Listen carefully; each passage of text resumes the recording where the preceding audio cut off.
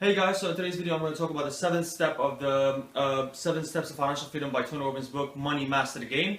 And in today's video I'm going to talk about 3 important takeaways that I've extracted from the book. And first of all is basically Tony Robbins starts a chapter with talking to you about the future, how bright the future is, and the many opportunities you're going to have in the future in terms of technology and how it's actually compounding over time. In terms of growing its assets. So he talks about technology as an asset that is continuously compounding over time. He talks about 3D printers and how they can dominate over the world, how you'll be able to create whatever you want in a very short period of time in just a touch of a mouse click away. So he talks that the future is very bright, and the problem that a lot of people put themselves in a very depressed state or low state because they always think of the future not very bright, not very hopeful. But in fact, the future is actually just the technology is getting better and better, and it's exponentially growing. And people are also exponentially the mortality rate is actually getting lower, and life expectancy is getting higher with time, and that's because of advances in medicine, advances in technology, and other areas in life. So he talks about the future is bright, and just knowing this puts you in a really good state to take action, to step forward out of your comfort zone. And expand to reach your goals and reach your dreams in a better and more empowered state, right? So the second point that he talks about is success without fulfillment is the ultimate failure, and that's something I completely 100% agree with. Is that a lot of people, they think that once they get successful and once they get the money or they get the power, they are happy and they're fulfilled, and that is actually false. Because what people look for is the experiences rather than the monetary or the tangible stuff. So they don't look for the money itself, but they look for the experiences that the money will bring, which is buying luxury cars and clothes and a house and going traveling all around the world. So it's the experience that they're looking for and not the monetary value. And the thing with success is that there's a lot of Tony Robbins says that because he has a great network with people. And he says that he has billionaire friends that still live in scarcity. People who have billions of dollars, they still live in scarcity, and that's because of their mindset. So it's not about only being successful, but it's about being grateful for what you have right now. And if you're grateful for what you have right now, you're already fulfilled, you're already successful, right? So success, you can basically measure it in different terms. It can be measured in terms of how much money you have or how much power you have, or it can be measured in terms of how happy you are. And how happy you are is correlated to how fulfilled you are in your life. If you are already fulfilled in your life, if you're already grateful for what you have, then you're already successful, and you're only improving, you're only becoming a better version of yourself and getting more money or whatever it is, or more power. But you are always progressing to become a better version of yourself. But at the same time, you are already fulfilled. So that's what success is. So yeah, if you're successful and you're not fulfilled, it's the ultimate failure, because you've already reached the top of the mountain, but you're still not fulfilled and you're still not satisfied. So actually, success without failure, I would say, is deep scarcity, because you've already done it and you're still not fulfilled. So that's a big problem. So yeah, always in his point here, he talks about just being grateful for what you have, and you can do this by. I do this personally when I wake up. I have this morning ritual where I'm grateful. I think of 5 things I'm grateful for, not very big things, but very small things. It can be, I'm grateful for having eyes I can see with. Some people are blind, they can't see the world. I have eyes to see the world, I have eyes to, experience the environment. You can be grateful for the smallest thing. It can be a pen. I'm grateful for having this pen I can use in order to write my goals every day, to reinforce it in my psychology, right? I can be grateful I have a pillow. I have a pillow that I can use in order to sleep on. It can be very small things that you're grateful for, because, we're always caught up. We always want to get more and do more. And it's always getting. We never stop and think, what do we have in our lives that we're grateful for? Maybe a great family. Maybe you have a great relationship. Maybe you have a lot of money, but you're still not content. So always step back and stop and think of, what things are you grateful for? What can you be happy for right now, today? And, you will get that sense of fulfillment that you are looking for. And this will put you in a better state to even push further and go further to your success, right? And then he talks about 3 decisions that will instantly change your life. So this is actually very important. He talks about this in his seminar, Unleash the Power Within. And the first one goes, what are you going to focus on? And that's very important. In your daily life, if you really want to be successful, you have to always focus on the positive things. things that you can control. Most people, they get stressed and anxious because they always focus on things that they can't control, things that are out of their control, which is basically the environment.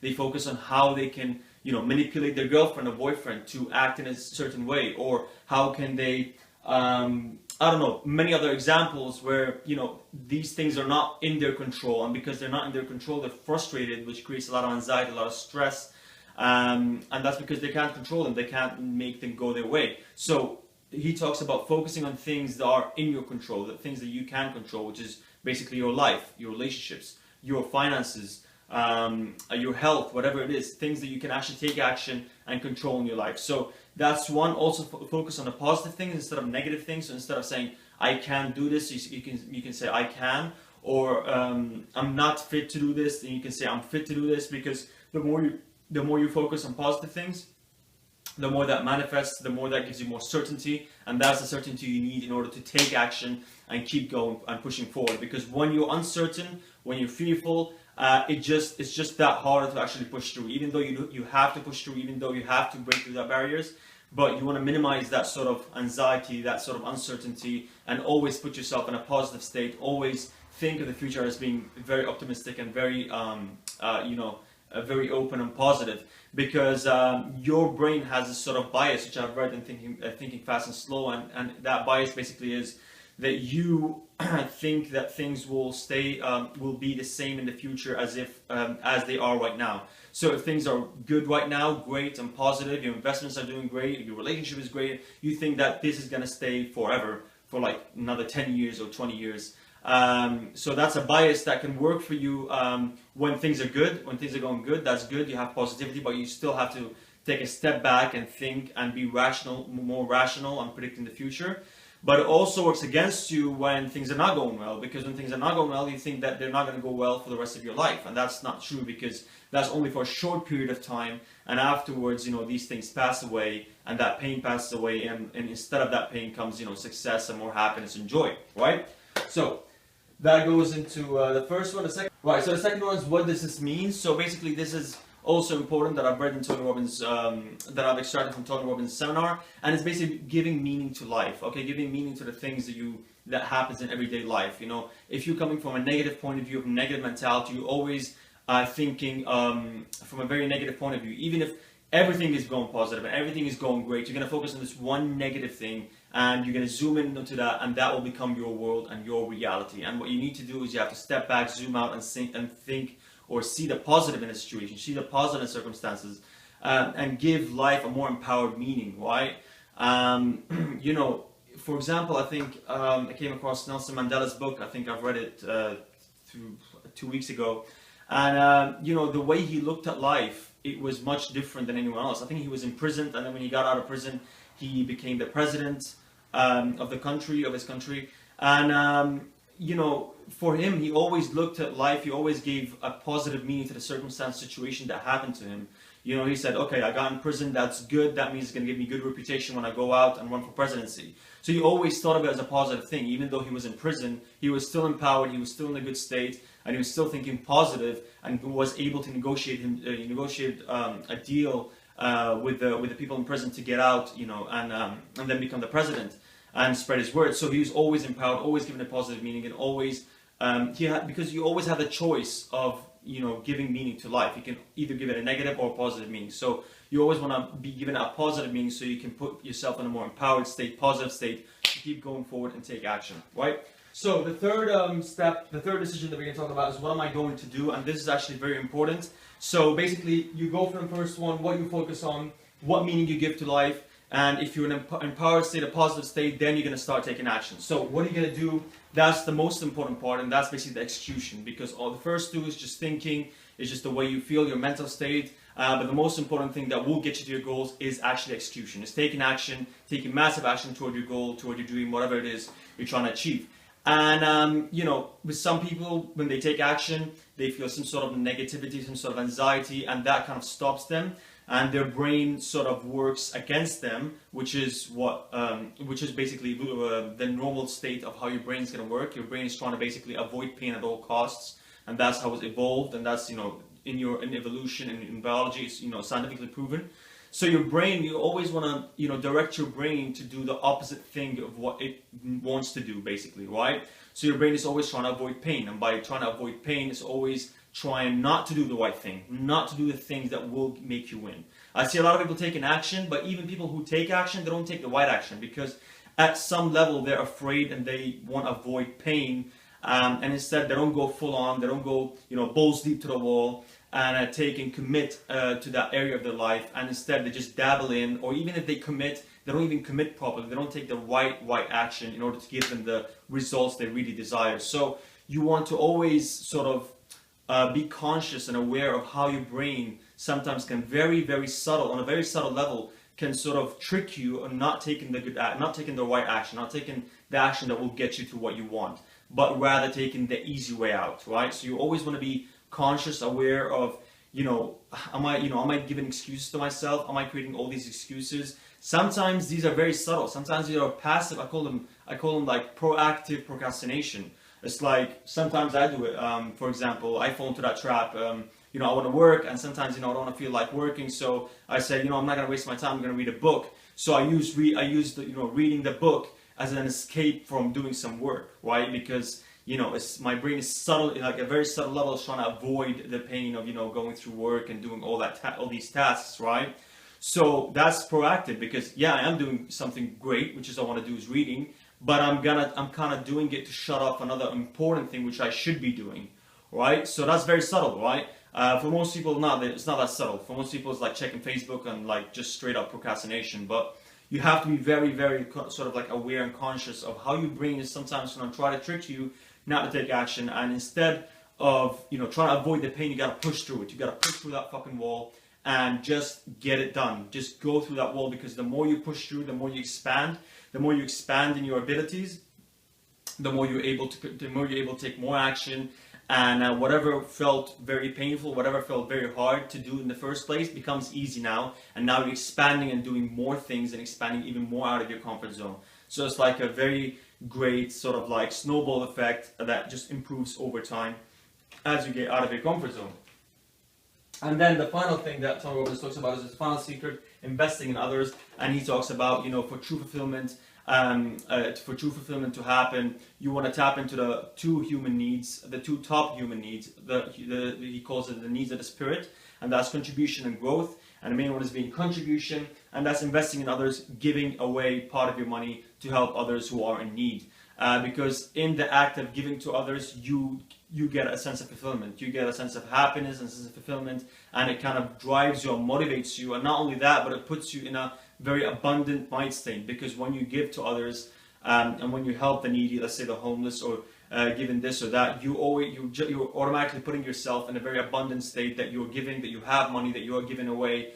So the money is going to come back to you, and the universe will act in some way, to give you that money back even more and more and more in tenfolds. And this chapter is very motivational. It's a great chapter. It can give you a really good kick in the ass, so for you to take action and keep going and keep pushing. If you're struggling right now, if you're procrastinating, if you're being lazy, this will help you to push through your barriers, and take massive action to reach your success, to reach whatever goal you want to attain in life, right? So that's about it. These are the 7 steps to financial freedom.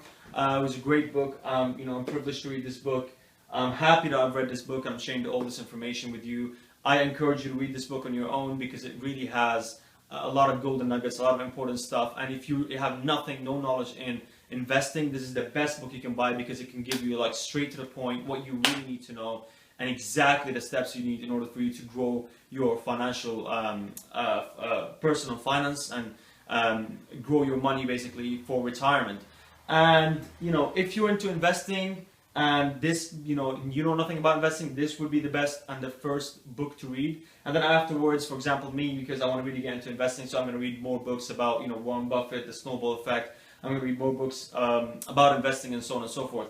But this is a great book to start with if you have no knowledge, because it kind of gives you the foundation and the groundwork. And then you can read more advanced book by Benjamin Graham, I think, like a random walk down Wall Street, and and all these great books. But I advise not to go through these books before you get to read this, because this is going to give you a very good outlook on the investment world and then with the other books, they're gonna basically reinforce that knowledge and you know, give you more knowledge even to compound on top of the knowledge that is gained through this book, right? So yeah, it's been a privilege. It's a great book to read. The next book I'm going to read basically in the series is Black Swan by Nassim Taleb, I think, and it's a great book. Black Swan is I've been recommended this book actually by a friend of mine 2 years ago, and I've never, at that point I wasn't reading books, but I was recommended to read this book. He said it was amazing, so I went back and read some reviews, and it's been advised by one of the most successful people that I follow on YouTube and Facebook, and they always say they're raving about this book basically. So I was like, oh no, I'm gonna give it a read. So I'm gonna go through it. It's a small book. I'm not gonna make more than one video. I'm just gonna make one video review about it. Go through it quite fast, and you know, give you whatever I've learned from it, the most important takeaways or actionable steps, whatever that is. Okay. So thanks for watching these videos and this video of the series. I hope you enjoyed it. Subscribe to this channel for more videos, for more book reviews. I'm going to be creating more self-development videos. These are the ones that I passionately, you know, love and love to share with others. And you know, these are the things that really massively improve my life. And I would like to, you know, I love to share that knowledge with others and you know, try to help others to, you know, break through whatever obstacles they have, whatever barriers they have in their life, and get to their success, take massive action, and change their lives. So I'm going to be posting more of these self-development videos, self-help videos, and I don't know right now where the direction of the channel is going to be, but for now it's going to be a lot of book reviews and self-development videos. So stay tuned, subscribe to this channel. I'm going to post a link down below, and you know, share this video if you like it, press the like button below, and I'll see you in the next video of the series. Thanks.